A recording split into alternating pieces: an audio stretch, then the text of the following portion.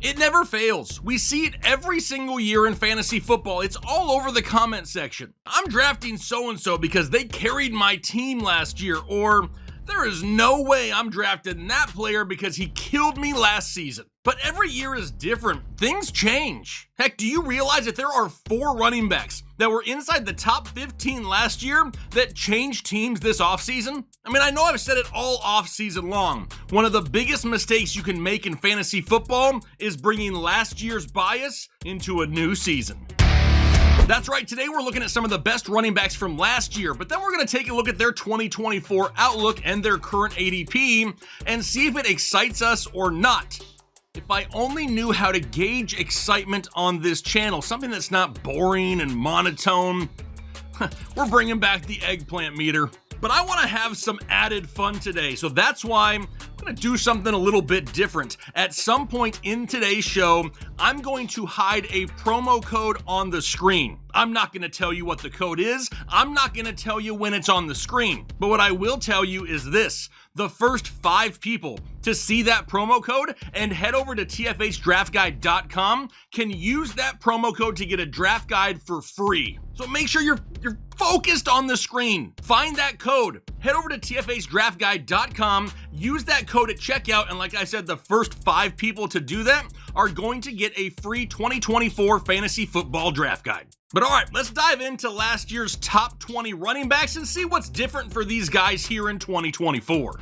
We'll start with last year's number 1. It's Christian McCaffrey, and he's this year's number 1 right now. The consensus number 1 overall pick. No real major changes in San Francisco yet, right? We're waiting to find out what's going to happen with Brandon Ayuk, but the majority of all these trade deals that we see floating around involve another receiver coming back to San Francisco for Ayuk. So if that's the case, this offense isn't going to change much. It wouldn't worry me for Christian McCaffrey. What does worry me a little bit, and the reason my eggplant meter is only 4 out of 5 and not exploding, is the fact that he's already dealing with an off-season calf strain. Everyone has PTSD when it comes to Christian McCaffrey because they don't know whether or not he can continue to stay healthy. The last thing you want to do is spend a number 1 overall pick on a running back who's had injuries in the past that's currently injured. Now, we still have some time before the start of the season, but that is definitely an injury to pay attention to. How about last year's number 2? It's Raheem. I'm damn near a must-start Mostert of the Miami Dolphins.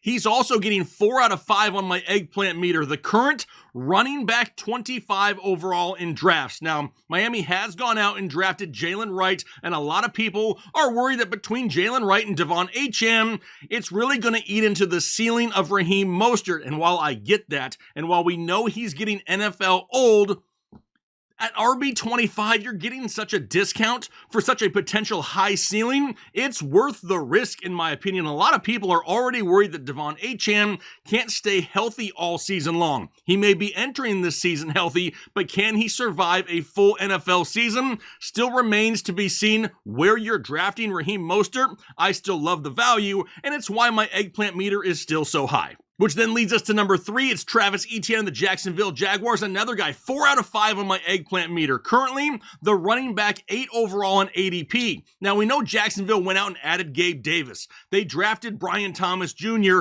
and they said, see ya to Calvin Ridley. But aside from that, there aren't a lot of changes in Jacksonville. We've seen Travis Etienne put up huge fantasy numbers before, and really no reason to think that it can't happen again this year. Sure. Could Tank Bigsby be a thing this year? He could, but he could have been last year, and he still wasn't. Etienne is elite, and that's why he's 4 out of 5. What about Breece Hall? Last year's number 4, currently this year, the running back 2 overall in ADP, and my eggplant meter is exploding. We know that Aaron Rodgers is back. This offensive line is much improved. They added Tyron Smith, John Simpson, and Morgan Moses. We know they brought in Mike Williams to play wide receiver. They drafted Malachi Corley and Braylon Allen. And a lot of people were worried about Braylon Allen. Don't be worried. Breece Hall is in line for a huge season. While he may not see as many checkdowns as he saw last year with the likes of Zach Wilson, the touchdown upside in this Jets offense is going to be way higher than it was last year. Which then takes us to last year's RB5, Joe Mixon, and once again, the eggplant meter is exploding. Y'all, I mean, he's the current running back 15 in drafts, a huge discount this year. Now, he's moved on from Cincinnati to Houston,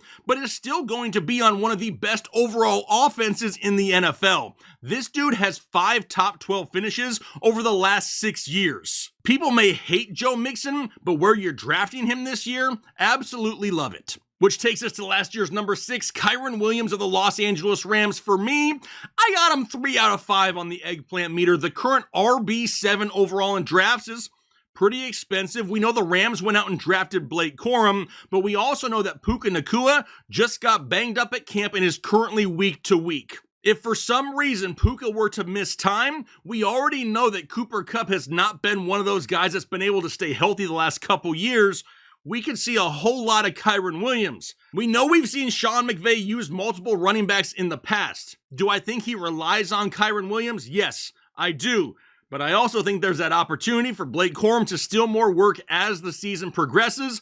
And maybe that's why I'm a little bit lower on Kyren Williams. I don't hate him by any means. RB7, though, a little expensive. How about last year's running back 7? It's Rachaad White of the Tampa Bay Buccaneers. Another guy, 3 out of 5 on my eggplant meter. Currently, the RB13 overall in drafts is not bad. Tampa Bay went out and drafted the likes of wide receiver Jalen McMillan, but they also brought in running back Bucky Irving. Now, they also addressed the offensive line this offseason, which is great, but they also have a new offensive coordinator in Liam Cohen. Dave Canellis is gone. He's now the head coach at Carolina. And everyone and their mother knows that Rachaad White is super inefficient on the ground and really needs that pass-catching work. What does Bucky Irving do really well? Catches balls out of the backfield. While I'm not down on Rachaad White by any means, maybe this does limit the overall ceiling, and it's really the reason why I have him 3 out of 5 on my eggplant meter. Which then takes us to last year's number 8. It's Derrick Henry, the king of now the Baltimore Ravens, and he's got 4 out of 5 on my eggplant meter. Currently, the running back 9 overall in drafts. He's moved on from Tennessee. Now he's in Baltimore. He's in an overall offense that doesn't have a whole lot of weapons either. Now, yes, granted, this offensive line in Baltimore is probably weaker this year than it has been in years past. But don't forget, Keaton Mitchell, last year's stud running back who kind of broke out for a few games, put up some huge fantasy numbers, is not going to be 100% to start this season. We're going to see a lot of King Henry. You don't bring in Derrick Henry to not give him the football. They want Lamar Jackson healthy. How do you do that? Run King Henry between the tackles more often, and you know he's getting the ball on the goal line. I still like him quite a bit here this year. But then we go on to number 9. It's Bijan Robinson of the Atlanta Falcons, and my eggplant meter is exploding once again. The current running back 3 overall in drafts, but now we know we have a capable quarterback under center in Kirk Cousins. What does that mean? Boxes can't be stacked. They're going to have to pull defenders outside the box and really play the passing game more this year in Atlanta than they have in years past. But aside from that, we also know that Arthur Smith is gone, and we have a new head coach in Raheem Morris. Now, yes, Tyler Algier is still in the mix, and some reports came out a couple weeks ago that he's still going to have a role in this offense. Duh. You think the head coach is going to come out and say, listen, I like the guy, but we're just never going to use him. No, they're not going to say that. While he'll have a role, it's not going to be enough to make Bijan not wanted in fantasy football. My eggplant meter, so excited.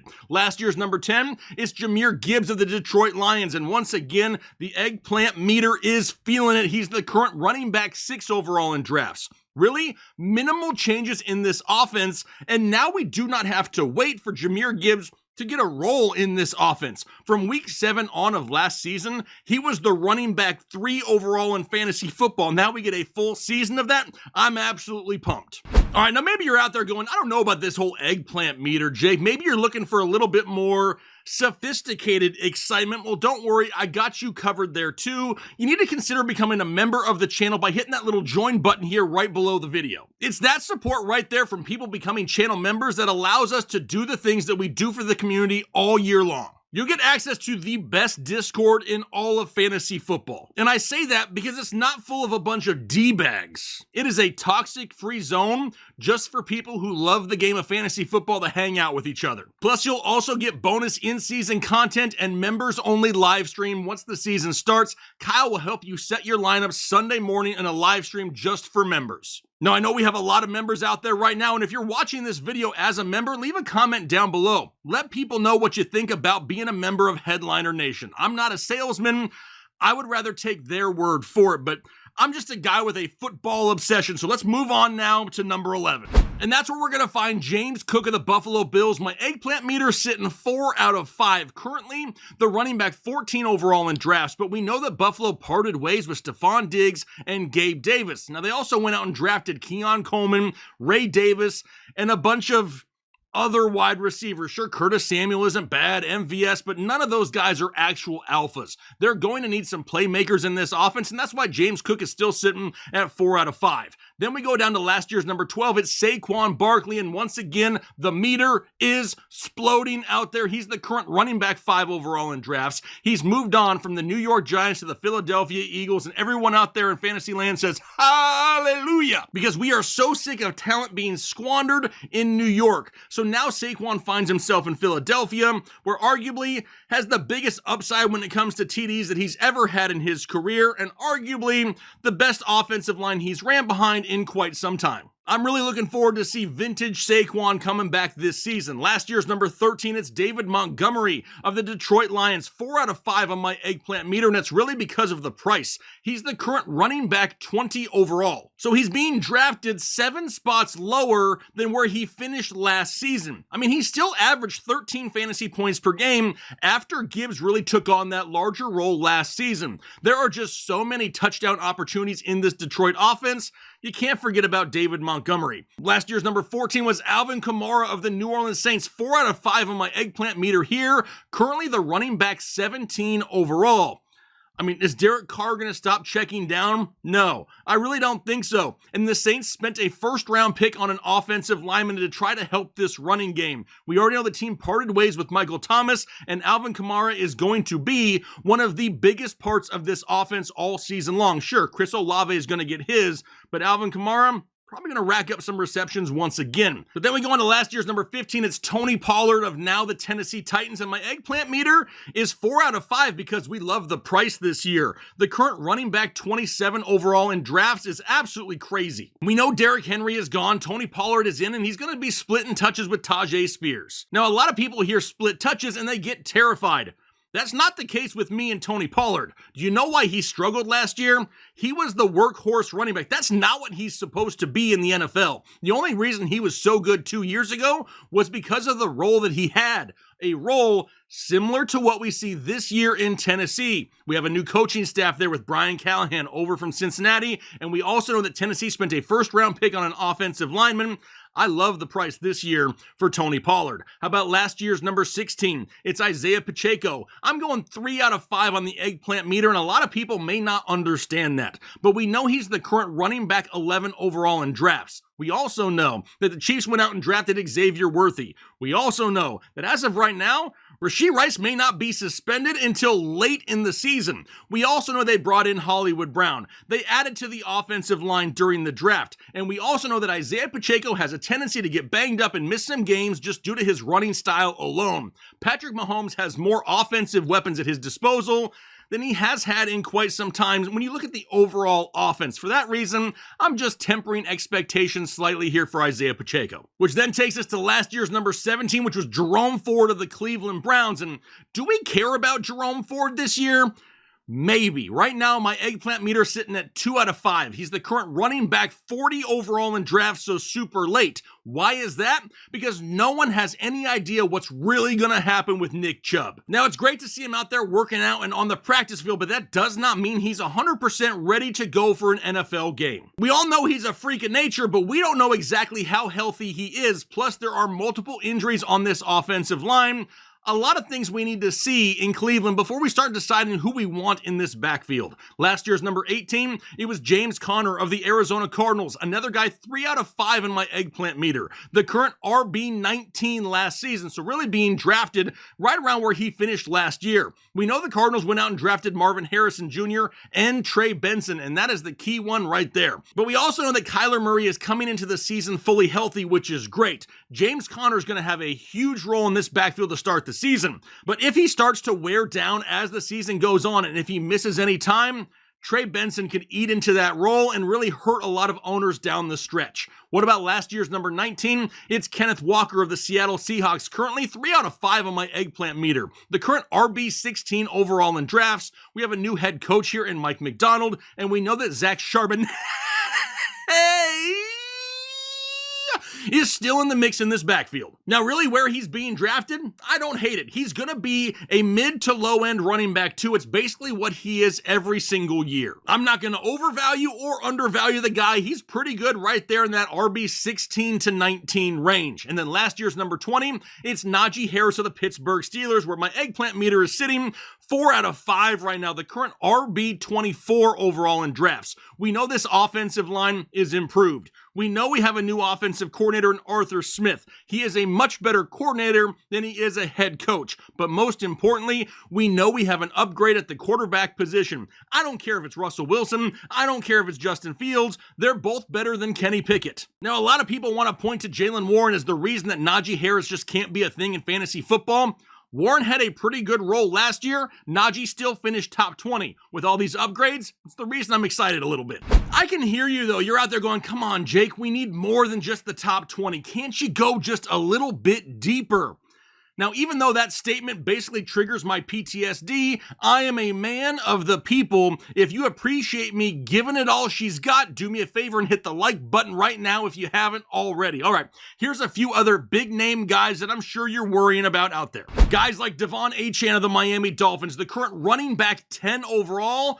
Pretty pricey on draft day. It's got my eggplant meter 3 out of 5. While I love the skill set of Devon Achane, I'm not sold to the fact that he can withstand a full 17-game season, especially since the team brought in the likes of Jalen Wright. We know they also brought in Odell Beckham.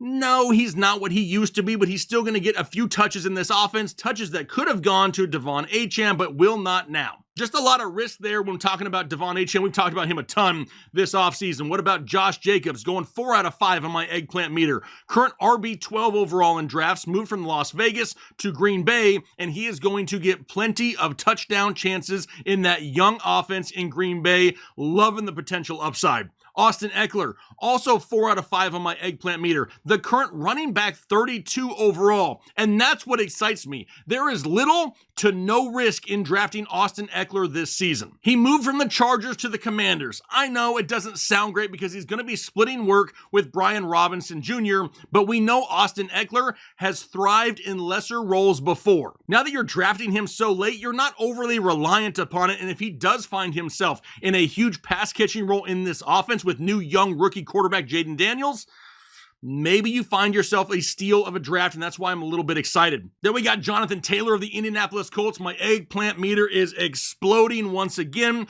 The current RB4 overall in drafts right now. We know the Colts went out and drafted Adonai Mitchell to give themselves another receiver on the outside, but we also know that Anthony Richardson is going to be back and healthy this year and under center. Plus, most importantly, Jonathan Taylor is entering the season fully healthy, unlike he was in 2023. What about Ramondre Stevens' season part?